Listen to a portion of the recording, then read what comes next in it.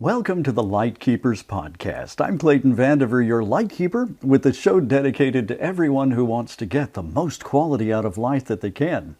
My co-host, as always, Charlene, our licensed clinical social worker in the state of Florida, joining the conversation this week about people who don't quite get the whole picture, and so much more on this edition of the Lightkeepers Podcast.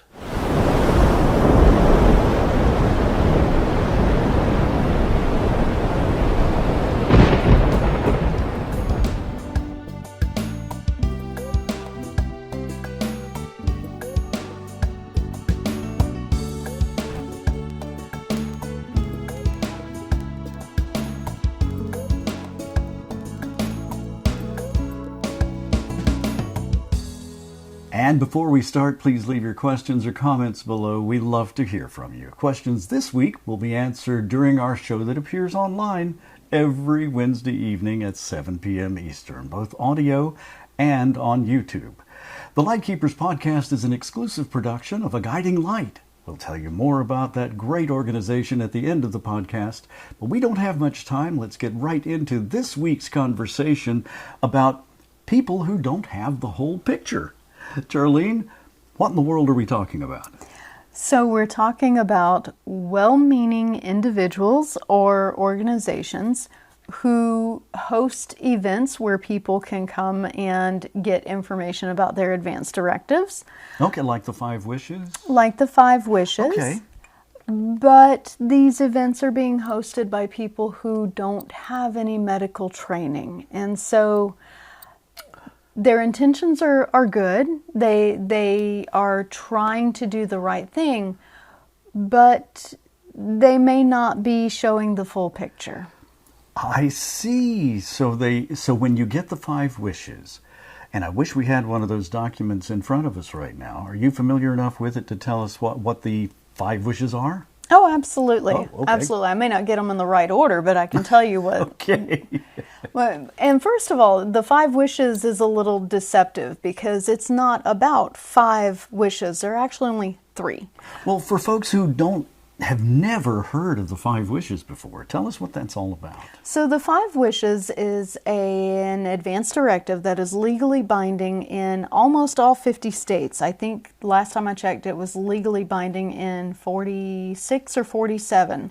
And just to break it down for those who really aren't familiar with it, what's an advance directive? An advance directive is a document that outlines the type of medical treatment that you would want if you were to become seriously ill and no longer able to make your own medical decisions. Ah, so when communication fails or mental capacity fails, you're unable to make decisions. Or if you're injured and unconscious. Unconscious. Okay, so communication has failed. The ability to tell the doctors what you want done Correct. or not done is no longer possible, but the 5 Wishes can speak for you. Absolutely. Any advance directive. And an advance directive usually consists of 2 parts. A living will, not to be confused with a last will and testament. Last will and testament, property and finances.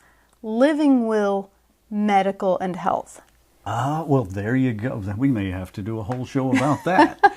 And we might speak with an elder care attorney or someone who really knows those wills inside. Of course, you know them inside and out, but they might know some nuances that we could share with the audience. They know the legal side, but even they might not be able to provide the medical guidance that can be very helpful when talking about the advance directive, the living will. It's a team effort. Absolutely. Yeah. But that's exactly what we're talking about, is how some people, elder law attorneys, churches, seniors groups. Good point. These are places who oftentimes encourage people to be prepared by having their documents in order, but they may not be able to provide the ins and outs of getting that document in order. Right, and when they're well-meaning, they're intending the best for either their parishioners or their community members who come in, but they don't necessarily have the training, the knowledge, the expertise to nuance all of those other things. Now, what else besides the 5 wishes? Oh, we were going to say what the 5 wishes were. So the 5 wishes consist of identifying your values in life, the things that are important to you. Okay. When I talk to people about the things that are important to them, how they define that good quality of life, most of the time what comes out is, I don't want to be confined to a bed. So bedridden apparently is a big deal, but that's just an example of what they mean by value, quality of life statement. Okay. So you want to talk about your values.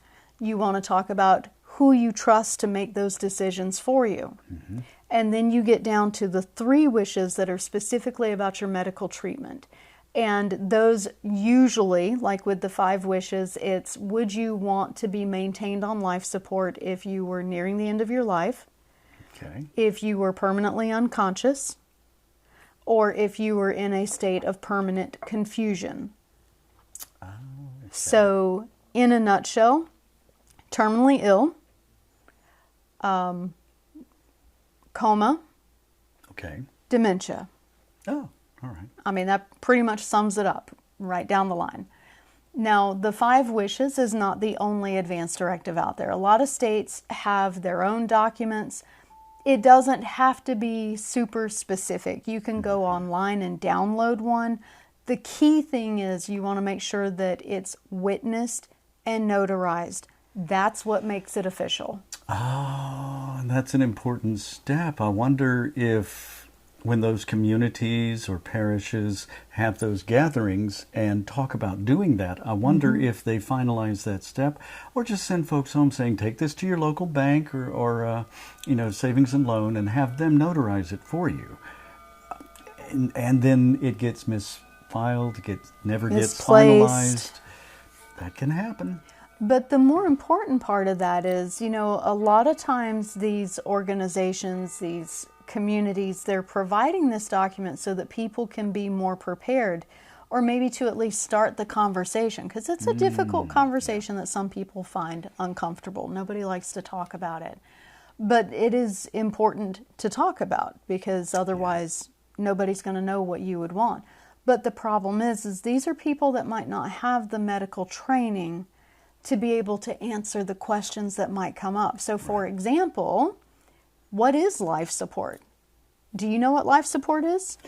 Not the technical definition. When I think life support, I think of a lot of tubes and wires and a hospital bed, and I see a lot of things happening, but not usually with the patient themselves. They're usually out at that point. Right. So if someone were to say to you, would you want life support if you were in a coma? Would you even know what you're saying yes or no to? Well, it would help to have a medical expert or social worker there who could define the terms. Exactly. It's hard to make any real decision in life. And I know the attorneys out there will be nodding their heads right now because the English language is very important to their trade.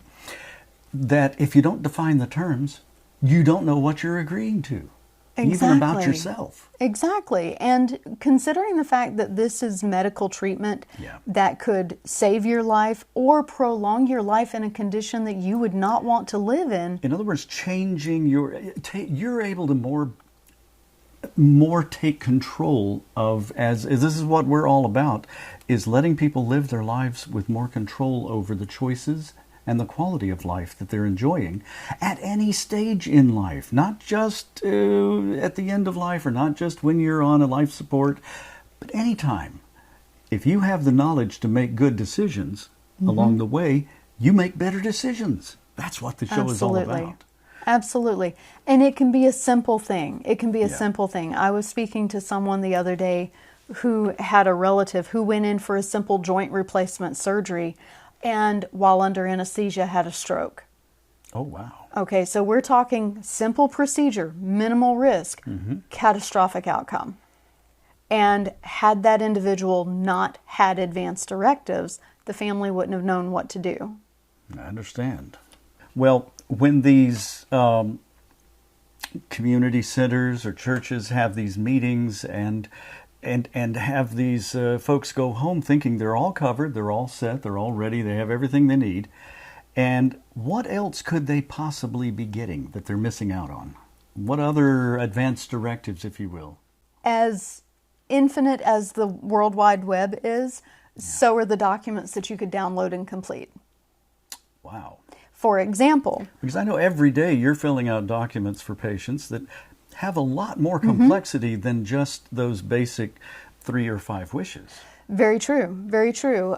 In some states, there is a document called a POST, which is a physician order for sustaining treatment. And for some states, that is their version of a do not resuscitate form, which is what you want when you do not want them to do CPR on you. Okay. So in Florida, it's a do not resuscitate. In some states, it's a POST, physician order for sustaining treatment. And the POST actually goes into a lot more detail. For example, beyond whether or not you would want to be resuscitated, it will also ask what level of care do you want if you're hospitalized? Do you want comfort only? Are you willing to accept selective treatment, which usually includes antibiotics or IV hydration? Oh, there are a lot of choices. Or do you want everything, which includes ICU, ventilator, feeding tube, all that yucky stuff?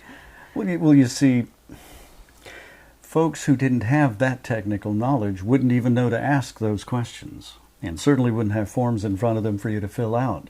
So it isn't that those community or religious institution-based meetings, Civic organizations. Yeah. It's not that you shouldn't do that, but if you do that, you may want to consider seeking out some more information and some more forms, and maybe finding out if that is everything that you might want. Correct. And to find that out, who's the best person to go to? So what I would strongly recommend is reaching out to a local hospice or a local hospital and asking. Some hospitals have their own advance directive that only applies for that hospital. So a hospice might be a better route to go in that case. If you want to just keep it simple, look online at the 5 Wishes website, see if you're one of the 40 some odd states that it covers. There are other booklets out there. For example, in Florida, there's also the Honoring Choices booklet, which is good. My professional opinion is it asks too many questions. It tries to go into a little too much detail. Could be overly complex. I can't imagine a government agency providing anything that's overly complex. So the 5 Wishes is very simple, and more importantly... Is that a political statement? We don't go there. Okay, no, we don't. But the 5 Wishes is a good document because it's clear, it's simple, but even in its simplicity, there can be questions that unless you have that medical background, you may not be able to answer. Right. So what I would recommend to these religious organizations or civic groups, anybody who's planning on hosting an event like that, beyond researching the document, contact your local hospice or your local hospital and ask them if they have a social worker that can come out and maybe sit at the event to answer questions. Oh, that's a great idea. Provide a little bit of professional insight and someone there just to answer questions if people have them. Absolutely. And perhaps even to provide a few documents that may go above and beyond if someone wants that. Absolutely. So, of course, this is all a highly personal choice. No conversation that we have on the Lightkeepers podcast should ever take the place of your own medical care team or other medical professional advisor who should always be consulted by you on your specific situational needs. It's always good to be willing to talk about quality of life because, well, every single one of us will face some of these issues someday. And you may either not be prepared at all or very well prepared indeed. From joining us here right here on the Lightkeepers podcast every Wednesday at 7 p.m. Eastern. This is an exclusive production of Vanimation Studios brought to you by A Guiding Light. Now that's a nonprofit organization dedicated to this very kind of education and information that allows informed preparation for living the very best life possible. So if you'd like to support A Guiding Light and some of the grants and educational scholarships that they provide, you can visit aguidinglight.org on their website or make a tax-deductible contribution right here at the address that's on your screen. And on both our audio and our YouTube podcasts, there is a QR code you can click on with your smartphone. That'll take you to where you need to go with PayPal, and you can make a donation. We sure do appreciate that. Speaking of that, hit the like and subscribe buttons. It's free. Turn on that notify bell so you'll catch every single episode. I'm Clayton Vandiver, your Lightkeeper. We'll see you next time.